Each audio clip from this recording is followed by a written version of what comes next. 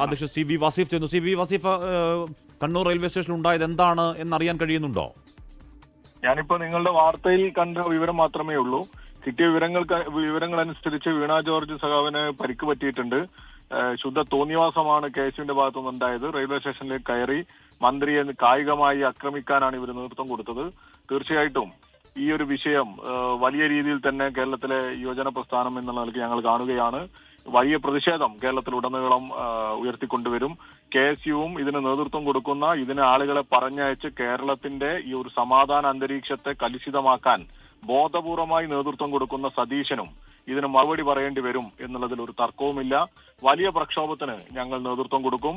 കയ്യും കെട്ടി നോക്കി നിൽക്കാൻ കേരളത്തിലെ യുവജന പ്രസ്ഥാനത്തിന് സാധിക്കില്ല. കേരളത്തിലെ ആരോഗ്യ രംഗത്ത് വലിയ മുന്നേറ്റം ഉണ്ടാക്കുന്ന തരത്തിലുള്ള ഇടപെടലുകൾക്ക് നേതൃത്വം കൊടുക്കുന്ന, ഐതിഹാസികമായ മുന്നേറ്റങ്ങൾക്ക് നേതൃത്വം കൊടുത്ത കേരളത്തിന്റെ പ്രിയങ്കരിയായ ആരോഗ്യമന്ത്രിയെ കായികമായി ഇല്ലാതാക്കാൻ കുറെ കാലങ്ങളായി കേരളത്തിലെ വലതുപക്ഷം ശ്രമിച്ചുകൊണ്ടിരിക്കുന്നുണ്ട്.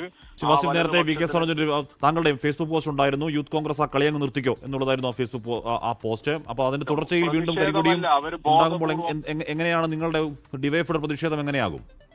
ഞങ്ങൾ തീർച്ചയായിട്ടും ഞങ്ങൾ ഈ തെരുവിലുണ്ട്. KSUവിനെയും ഈ യൂത്ത് കോൺഗ്രസിനെയും ശക്തമായ രീതിയിൽ നേരിടാൻ ഡിവൈഎഫ്ഐ തയ്യാറാണ്. വലിയ പ്രതിഷേധത്തിന്, ഈ ജനാധിപത്യ രീതിയിലുള്ള പ്രതിഷേധങ്ങൾക്ക് ഈ കേരളം സാക്ഷിയാകും. മന്ത്രിക്ക് സുരക്ഷ കൊടുക്കാൻ ഡിവൈഎഫ്ഐക്ക് പ്ലാൻ ഉണ്ടോ? സതീശൻ ഉൾപ്പെടെയുള്ള കനകൊലുവിന്റെ ഉപദേശം കേട്ട് VD സതീശൻ ഉൾപ്പെടെയുള്ളവർ ഈ തെരുവിൽ ഈ കൊലച്ചോറ് വാരിക്കുന്നത് പോലെയുള്ള ഈ KSUവിന്റെ കുട്ടിക്കുരങ്ങന്മാരെ, നേരത്തെ അറിയാലോ KSU എന്ന് പറയുന്നത് സിംഹവാലൻ കുരങ്ങാണ് എന്ന് കേരളത്തിലുടനീളം ഇവർ തന്നെ പറയാണ്. വംശനാശം സംഭവിച്ചവരാണ്, കേരളത്തിലെ ക്യാമ്പസുകളിൽ ഇല്ലാത്തവരാണ് ഇവർ. ഈ തെരുവിൽ അനാവശ്യമായി ഈ സമരങ്ങൾക്ക് നേതൃത്വം കൊടുക്കുകയാണ്.